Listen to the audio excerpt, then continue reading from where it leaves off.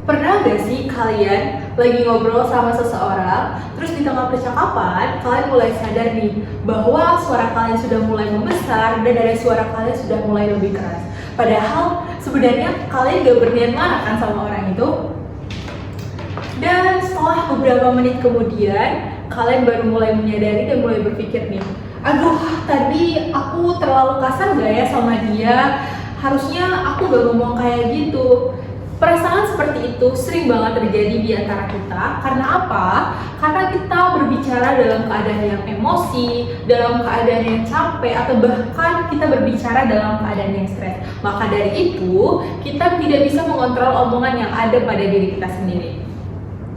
Coba jujur deh, sudah berapa kali kalian merasa menyesal setelah kalian berbicara? Atau bahkan hubungan yang sebenarnya biasa aja itu bisa menjadi lebih renggang karena kalian membilang apa sebenarnya tidak perlu dikatakan.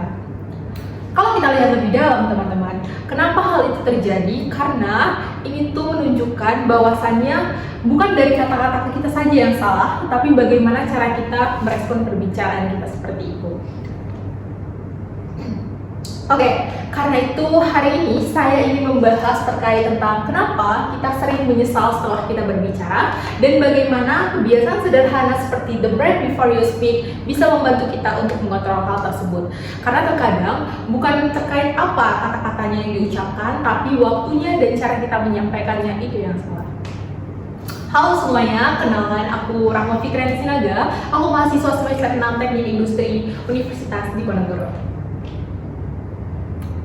Kalau kita pikirkan lebih dalam lagi, kenapa kita bisa menyesal setelah kita berbicara? Yang pertama, itu tergantung dari bagaimana perasaan kita pada hari ini. Apakah kita sedang marah, kecewa, atau bahkan kita sedang merasa tidak dihargai. Pada momen-momen seperti inilah kita mulai ngerasa kita merespon secara cepat tanpa memikirkan dampak yang akan terjadi ke depannya.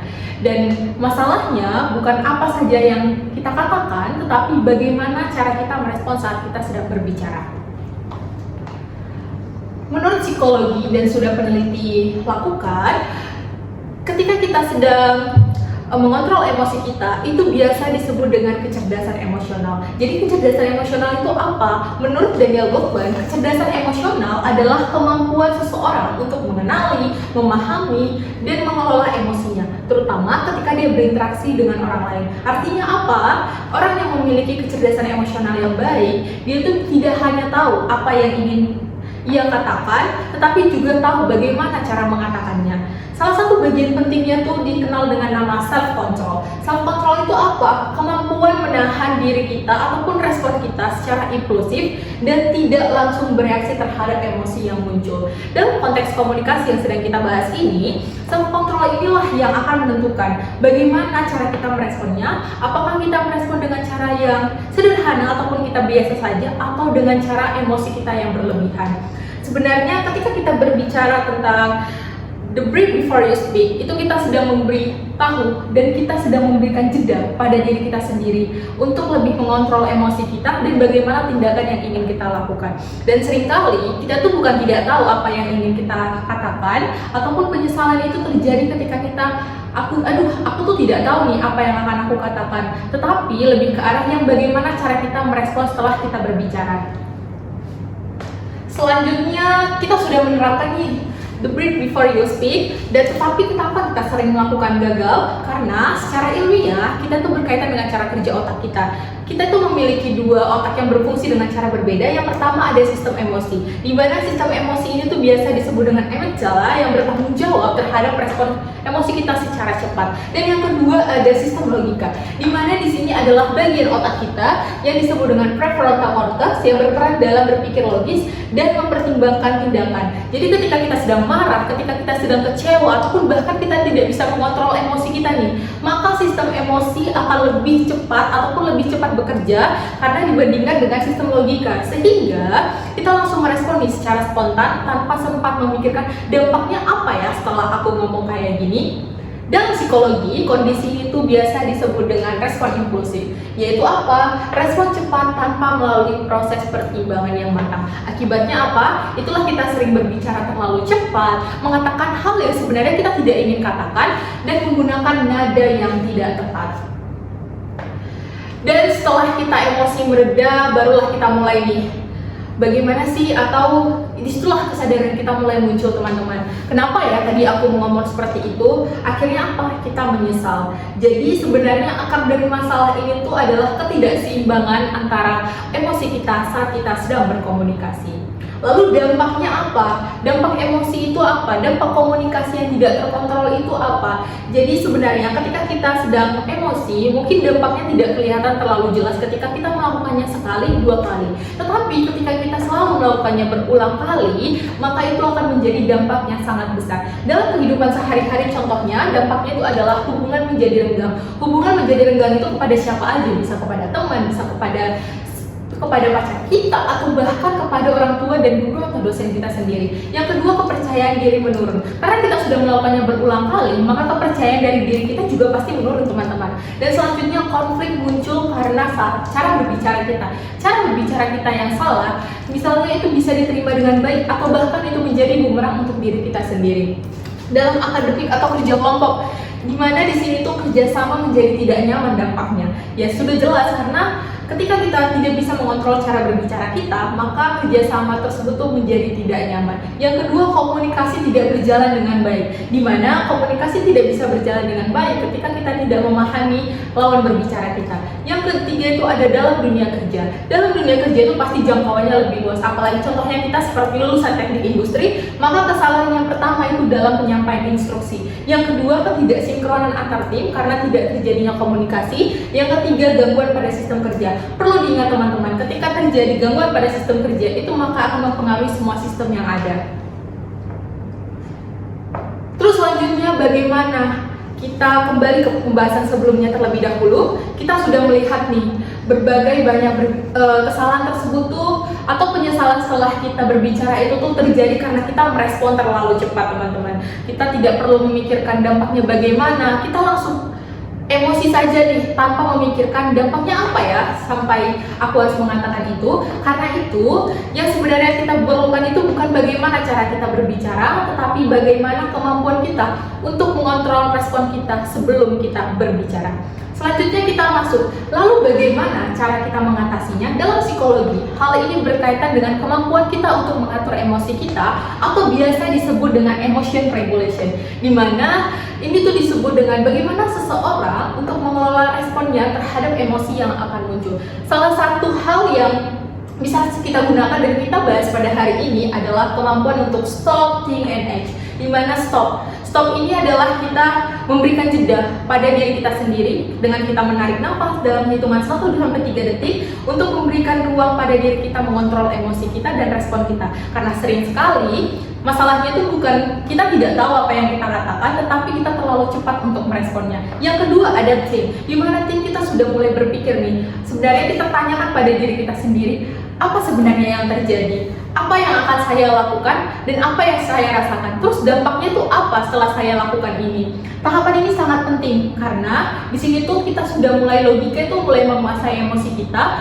karena kita tidak lagi berbicara tentang impulsif, tetapi kita sudah mulai nih memikirkan dampaknya apa. Selanjutnya edge, dimana yang terakhir ini adalah kita sudah mulai bereaksi dan kita sudah mulai nih bertindak untuk berbicara. Dimana di sini kita sudah tidak lagi berargumen secara impulsif, tetapi respon yang kita berikan itu pasti jauh lebih baik. Dimana kita sudah bisa mengontrol nada kita sudah bisa menggunakan kata-kata yang lebih tepat, atau bahkan cara penyampaian kita itu sudah sangat baik. Dengan begitu, kita tidak hanya merespon lawan bicara kita, tapi kita juga menjaga hubungan kita dengan dia. Kalau kita hubungan dengan topik kita pada hari ini, teman-teman, penyesalan setelah berbicara itu sering banget terjadi karena kita sedang selalu berada di tahap edge. Kita melewatkan stop and think. Padahal stop and think itu adalah bagian yang sangat penting karena kita memberikan jeda dan kita memberikan waktu kita untuk berpikir.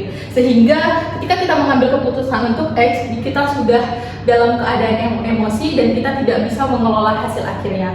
Selanjutnya, kita masuk ke contohnya ketika kalian sudah kebayang ataupun kalian belum kebayang nih bagaimana penerapannya secara lebih lanjut. Misalnya dalam suatu kerja kelompok, kita tuh ada satu teman yang mungkin belum mengerjakan bagiannya dan kita sudah jengkel, sudah kesal dari awal sama dia. Kita punya pilihan untuk meresponnya bagaimana. Yang pertama, kita itu bisa merespon dengan cara respon spontan. Dimana kalau respon spontan berarti kita lebih ke arah yang kamu nih sudah dikasih tanggung jawab tapi tidak bisa tanggung jawab dengan apa yang sudah yang diberikan kepada kamu, sehingga ini kita kayak gimana, tugas kita bagaimana. Dan yang kedua, respon ketika kita menggunakan metode yang tadi itu yaitu stop, dimana kalau stop kita mengambil jeda terlebih dahulu kepada diri kita tarik nafas selama 1-3 detik. Yang kedua adalah think, kita mulai berpikir nih, ketika saya berbicara seperti ini, apakah teman saya merasa defensif, atau sebenarnya saya ingin marah-marah, atau sebenarnya saya ingin menyelesaikan masalah. Dan yang ketiga tuh ada H, mungkin kita bisa lebih santai ngomongnya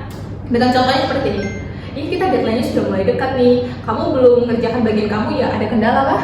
Kalau misalnya emang ada kendala, tolong diobrolin ya, biar kita bisa diskusi bareng. Dan yang kedua, contoh yang kedua ini adalah contoh ketika kita sedang capek nih habis praktikum, atau kita capek lah akan kegiatan kita pada hari ini. Terus ada teman kita yang minta tolong kepada kita, mungkin respon spontan yang bisa kita lakukan adalah, bisa nggak nanti, jangan sekarang, karena aku lagi capek nih. Nah, tapi kalau kita menggunakan metode yang tadi, maka yang pertama kita berhenti dulu, kita tarik nafas terlebih dahulu untuk meresponnya, dan yang kedua kita mulai think nih. Kita mulai berpikir bahwasanya dia tidak salah dan saya tidak mau meluapkan emosinya pada dia. Dan yang terakhir itu ada H, di mana kita bisa membilang, maaf ya, aku lagi agak capek nih hari ini, boleh nggak kita bahasnya nanti? Nah, beberapa contoh tadi mungkin itu adalah isi pesannya itu sama, tetapi cara penyampaiannya yang berbeda. Selanjutnya juga, ketika kita meresponnya dengan baik, maka lawan bicara kita juga merasa bahwa kita tidak ingin menimbulkan konflik dengan mereka. Selanjutnya ada apa kelebihan the break before you speak. Jadi kelebihan the break before you speak ini tuh bisa kita lihat dari contoh-contoh yang sebelumnya juga ya. Perbedaan hasil komunikasi itu bukan terjadi karena isi pesannya, tapi cara kita meresponnya. Dan disinilah muncul kelebihannya. Yang pertama, konflik bisa kita cegah sejak awal. Jadi kalau misalnya kita sudah menerapkannya, konflik itu bisa kita cegah sejak awal, teman-teman. Yang kedua, hubungan yang tadinya renggang bisa tetap terjaga. Dan yang ketiga, orang lebih mudah memahami tujuan pesan kita, karena tujuan dari pesan kita ini tuh sudah tersampaikan dengan baik. Dan yang selanjutnya, kita kalau untuk jangka panjang adalah menjadi pribadi lebih tenang ketika mengambil keputusan, yang lebih bijak dalam mengambil keputusan, dan lebih dipercaya dalam berkomunikasi. Karena pada akhirnya cara kita berbicara itu adalah menentukan bagaimana cara kita ingin diperlakukan oleh orang lain. Jika kita kembali ke pertanyaan awal tadi, kenapa kita sering menyesal setelah kita berbicara? Jawabannya, bukan karena tidak tahu kita harus berkata apa, tapi karena kita tidak memberi waktu pada diri kita sendiri untuk berpikir sebelum berbicara. Jadi, kita melewati langkah penting, yaitu berhenti sejenak. Kita tidak menarik nafas kita lebih panjang, kita tidak berpikir terlebih dahulu terkait apa yang akan kita bilang. Tanpa melalui proses stop, think, and act, maka semua hal yang kita katakan itu akan kata-kata yang emosi aja. Jadi dari pembahasan topik yang sudah kita bahas itu, kita belajar bahwa dengan satu jeda kecil saja, kita bisa mengubah semuanya. Dengan stop, kita bisa menahan diri kita. Dengan think, kita bisa mempertimbangkan dampaknya. Dan dengan act, kita bisa merespon yang lebih bijak lagi. Karena itu, satu kalimat yang kita ucapkan tanpa berpikir, itu bisa merusak hubungan dalam hitungan detik. Dan satu kalimat yang kita ucapkan dengan baik, maka itu akan memperbaiki semuanya. Selanjutnya, dan mungkin itulah yang penting pada hari ini, karena inti dari komunikasi itu bukan tentang seberapa cepat kita merespon seseorang, tetapi seberapa sadar kita sebelum merespon. Saya Rama Fitriani Sinaga, terima kasih.